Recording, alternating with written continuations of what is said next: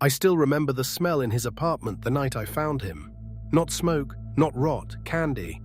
Like someone had spilled a factory of sugar and left it to melt into the walls. And Evan was just gone. No scream, no struggle, just a man who supposedly ate himself to death on something everyone thought was harmless. Candy.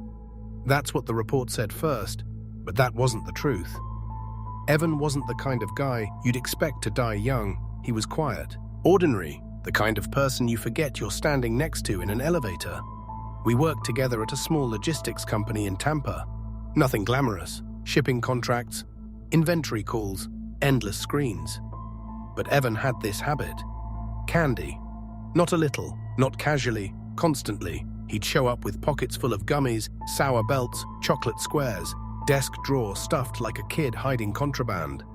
At first we laughed about it, then it stopped being funny. He started ordering bulk shipments to the office. Boxes would arrive under his name every other day. Once I asked him how much he was eating. He just smiled. "I don't even taste it anymore," he said. "It just keeps me steady." That was the first time I felt something off. Not fear, just discomfort, like hearing a song played slightly out of tune. The first real change wasn't his behavior, it was the deliveries. He started getting candy he didn't order. Weird stuff, old brands, handmade packaging. No return address. I remember one box in particular, white cardboard, no label except a handwritten note inside, "Balance your intake." Evan thought it was a joke. He ate them anyway. That same week, he started shaking at work, sweating through his shirts, getting dizzy between calls. He blamed stress, but I noticed something else. Someone had started watching him, because every time a new box arrived, it showed up just after lunch. Like clockwork.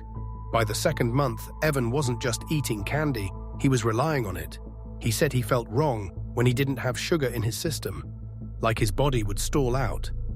Doctors told him it was probably early metabolic issues, maybe pre-diabetic symptoms. They told him to stop the candy. He didn't. That's when his roommate got involved. Lena.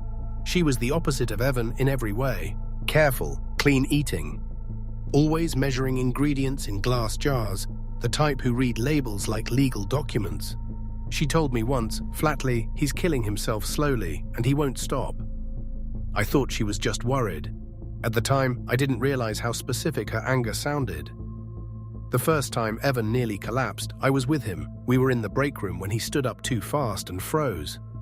He blinked like he couldn't find the floor, then he laughed it off. But his hand was shaking so badly, he dropped his phone. Later that day, another candy box arrived. This time, Lena signed for it. That detail matters more than I realized then, because Evan swore he never gave her permission. But she said the courier just handed it to her. No questions asked. A week later, Evan called me at midnight. His voice was strange, slow, careful. "I think someone's doing something to my food," he said. I tried to calm him down, but he wasn't panicking. He sounded certain. He told me he had started marking his candy boxes with tiny pen scratches. Hidden symbols only he would recognize. And they were disappearing. Someone was replacing them. That was the first time I went to his apartment. I'll never forget the layout when I walked in. Candy wrappers everywhere, like confetti after a party no one cleaned up. But the strangest part wasn't the mess, it was organization. On the kitchen counter, boxes lined up neatly, old ones on the left, new deliveries on the right, and in the middle, open packages, all identical candy, different labels, same contents.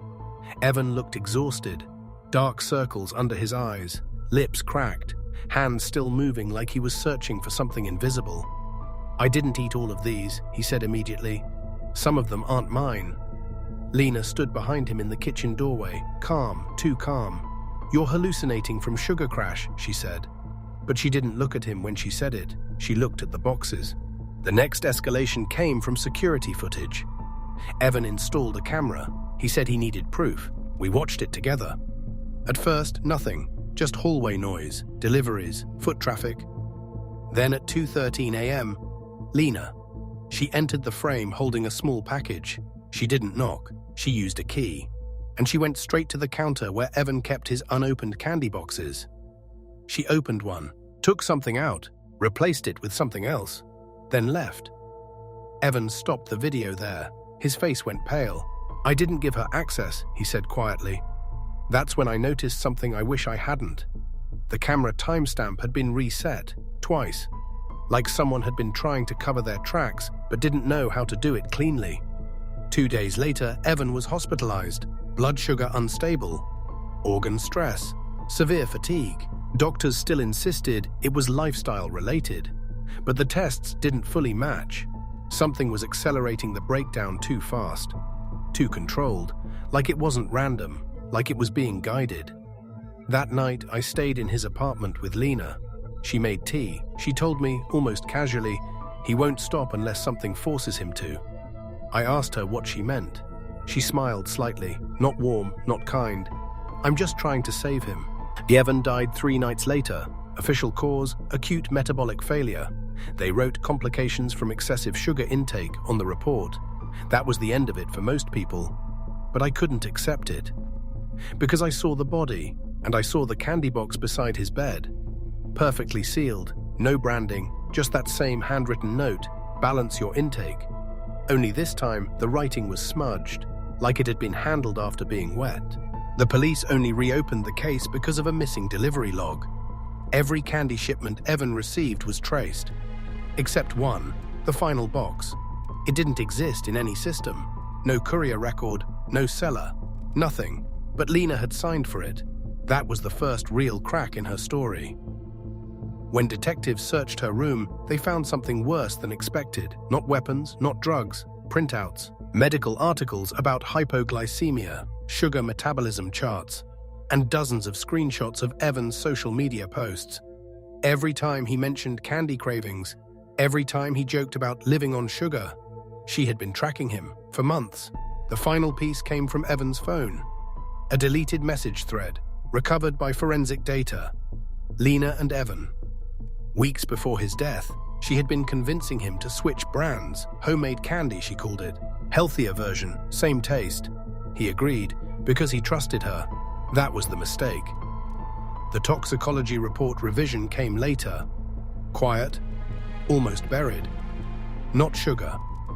Substance interference, compounds consistent with severe glucose disruption agents. Not something you'd find accidentally, something engineered, something deliberate. Lena was arrested 3 weeks later. She didn't deny much, just sat across from the detective and said he wouldn't have stopped otherwise. They asked if she killed him. She paused, then said, "I prevented what he was doing to himself." That was her defense, not anger, not denial, conviction. The case didn't go to trial in the way people expected. It wasn't a dramatic courtroom moment. It was quieter, more unsettling. Because the truth was simple. Lena had been replacing Evan's candy with altered versions over time. Small doses, controlled harm, enough to mimic illness, enough to push his body past its limits. And when it escalated too far, she didn't stop. Because she believed she was saving him. I still think about Evan sometimes, not how he died, but how it started, a harmless habit. A joke at work, a drawer full of candy, and how easily someone can turn something sweet into something deadly without ever breaking into your home. Sometimes the danger doesn't look like a weapon. Sometimes it looks like someone who knows your routines better than you do and waits for you to trust them. That's what killed Evan. Not the candy, not even the illness, but the person who kept making sure he never stopped eating it. And by the time he realized something was wrong, it was already too late.